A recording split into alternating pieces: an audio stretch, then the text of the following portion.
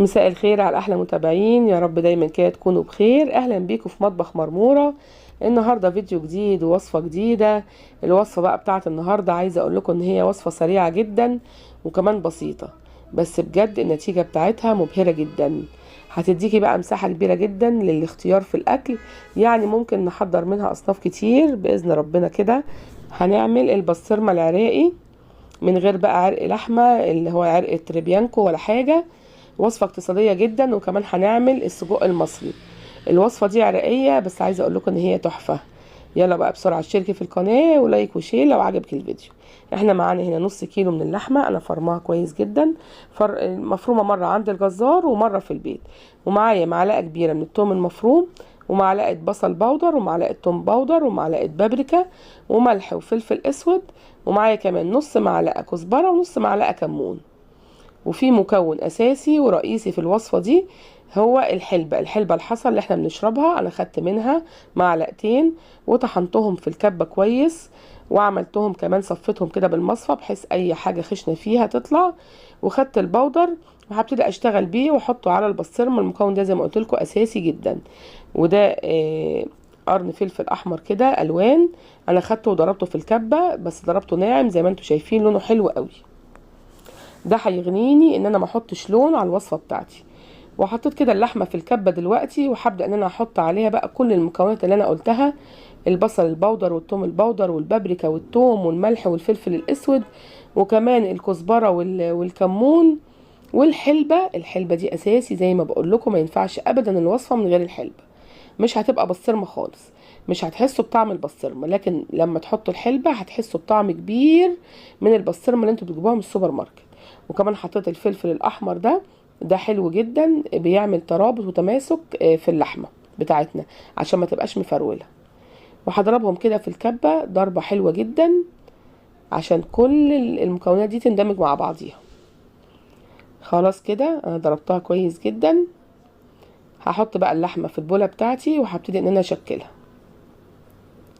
هجيب بقى اكياس من بتاعه التلاجة، الاكياس دي طبعا موجوده عندنا في كل بيت، وهبتدي كده ان انا اشكلها في الاكياس. هتشوفوا معايا دلوقتي انا هعمل فيها ايه. هاخد كده جزء من اللحمه واحطه في الكيس، جزء صغير مش كبير، خدي قطعه صغيره مش كبيره اللي انتوا شايفينها دي. وهبتدي كده ان انا احطها في الكيس وهفردها كده بايديا. ممكن تفرديها بايديكي وممكن تفرديها بالمردنه على حسب ما انتي يعني سهل بالنسبه لك. انا هفرد واحد كده بايدي وهفرد معاكم برضو واحد بالمردنه. بصوا كده اول ما بضغط عليها وبعملها بالشكل ده بتتفرد معايا في الكيس بكل سهوله. اهم حاجه ان هي كلها تكون سوا واحد، وكمان تكون رقيقه ما تكونش تخينه. ايوه افرديها بايديكي بالشكل ده هتبقى حلوه جدا. شايفين كل ما بفرد بايديا كده هي بتملى معايا الكيس، عايزاها رقيقه مش عايزاها تخينه. حلو قوي. شايفين هتبدا تملى الكيس ازاي؟ سهله جدا ما بتاخدش دقايق. ايوه بالشكل ده.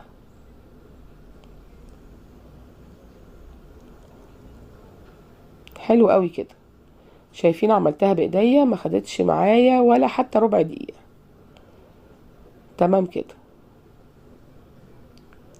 ولو معرفتيش تعمليها بايديكي كده ممكن تعمليها برضو بالمردنه. بصوا بقى رقيقه قد ايه. شايفين انا عايزاها رقيقه بالشكل ده. حلو قوي كده. هجيب بقى قطعه تانية وكيس تاني هحطها كده في قلب الكيس،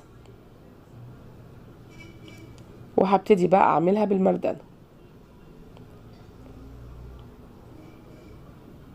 هفردها كده الاول بايديا، وبصوا هستخدم المردنه هتسهل عليا برضو، مش هتاخد وقت خالص. تحضير البسطرمه دي يا جماعه ما بياخدش دقايق، يعني سهله جدا وبسيطه، وبتبقى موجوده عندك في البيت. تقلي بقى بيض او تعمليها، هوريكي برضو طريقه، يعني بتبقى زي السجق. عشان تعمليها سجق شرقي ممكن تعملي منها وصفات كتير بتبقى حلوه جدا. من نص كيلو لحمه هتعملي كميه كبيره والولاد هيحبوها قوي. ايوه شايفين فردتها في ثواني ما خدتش وقت خالص. حلو قوي كده. هعمل بقى كل كميه اللحمه بس هسيب كده قطعة واقول لكم انا هعمل بيها ايه دلوقتي. انا هعمل من نفس الخلطة دي حاجة كده زي السجق. هو ممكن يكون الطعم ميال للبسطرمة بس الشكل شكل السجق. جبت كده الورق اللي هو الاسترتش وحطيته كده، خليت بنتي شدت قدامي على الرخامة بطول الرخامة، وهبتدي كده احط قطع اللحمة على الطرف زي ما انتوا شايفين كده، خط رفيع كده من اللحمة. ايوه بالشكل ده.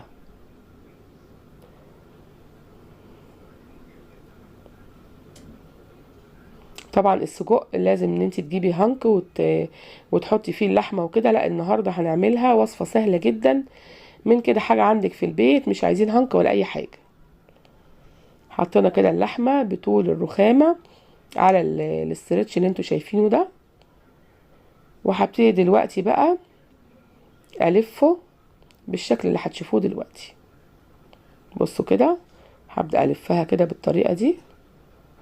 ايوه، اهم حاجه تلفي وتبرمي عشان ما يكونش فيها هوا خالص، وياخد كده شكل دائري. بصي كده معايا، الطريقه سهله جدا، مش عايزه اي حاجه. هقول لكم دلوقتي برضو هنستخدم ازاي الوصفه دي، بتبقى حلوه جدا. ايوه زي ما انتوا شايفين كده، ببدأ ان انا الف، بس اهم حاجه ان انا اطلع الهواء. هلفها كده لغايه الاخر، وهديها كده ضربه على الرخامه عشان لو فيها اي هواء يطلع. هبدأ بقى اقفلها من الناحيتين، من الناحيه دي ومن الناحيه دي. اهم حاجه ان ما يكونش فيها هواء. ايوه انا ربطتها من الناحيه دي اهو، هربطها برضو من الناحيه التانية.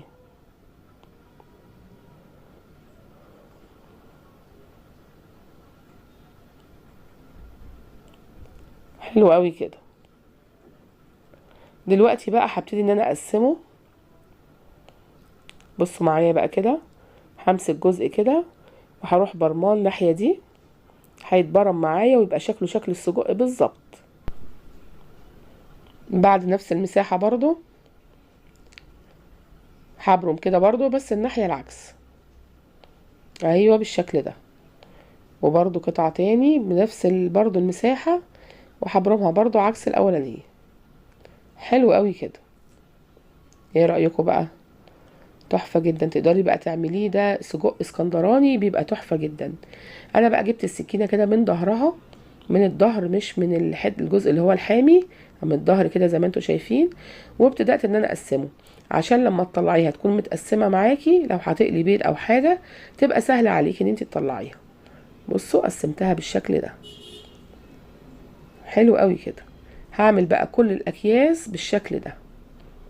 طبعا نص كيلو اللحمه عمل لي اكياس كتيره، مش واحد ولا اتنين، ده يمكن 5 اكياس، وكمان قطع السجق دي. شايفين بقى اقتصادية جدا وموفرة، والنتيجة بتاعتها مبهرة. انا هدخله دلوقتي الفريزر، هسيبه يوم كامل وبعد كده اطلعه معاكم واوريكم شكله بيكون ازاي واستخداماته بتكون ايه. شايفين شكله تحفة جدا، والتتبيلة بتاعته جميلة قوي، لو جربتيها هتعجبك قوي. والريحة بقى وانا بقى ليه كمان مع البيض حاجة عايزة اقول لكم بقى ان هي روعة. هقلي كمان بيض معاكم دلوقتي وهوريكم هيبقى شكله ايه. شايفين ده عامل زي السجق بالظبط. بعد ما طلعته من الفريزر بقى مجمد بالشكل ده بعد 24 ساعة. شايفين بقى وانا بقطع كده، باخد قطع تتقطع معايا بكل سهولة لان انا قسمتها. حلو قوي كده. شايفين قطع سهلة جدا، وانتي بتقطعيها حتى وهي متلجة بتطلع معاكي سهل جدا اهو، رقيقة جدا زي البسطرمة بالظبط. دلوقتي برضو هجيب السجق وهفتحه معاكم. هفتح كده، هاخد قطعة من السجق وهفتحها برضو معاكم، وهبتدي ان انا اقطعها بالشكل ده. تقطعيها بقى تخين او رفيع براحتك زي ما انت عايزة. بس شايفين شكلها تحفة اهو، شايفين حلو قوي.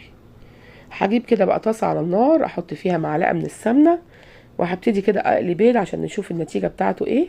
حطيت كده قطع من البسطرمة اللي انا عملتها في الكيس الرقيقة، وكمان هحط قطع من السجق عشان اقلي بيض بقى ونشوف النتيجة ايه. عايزه اقول لكم بقى ان السجق اللي احنا عملناه ده هو الطعم بتاعه ميال للبسطرمه شويه، بس انت لو عملتيه اسكندراني مع البصل ومع الطماطم بيبقى تحفه. بس انا مرضتش بقى اطول عليكم الفيديو، استكفيت ان انا اقلي بيها بيض. وعايزه اقول لكم الريحه بقى يا جماعه زي البسطرمه بالظبط، مش هتفرق خالص. انا بشوحها الاول في السمنه كده، خلي بالكم اللحمه المفرومه دي ما استوتش، يعني لازم تستوي شويه، يعني دقيقه بس مش اكتر. حطيتها كده في السمنه، اتشوحت لها كده حبه. ودلوقتي بقى هجيب بيضتين وهبدا ان انا اقليهم. هجيبهم كده على جنب، وهحط كده البيضتين زي ما انتوا شايفين دلوقتي، واحط عليهم برضو ملح وفلفل.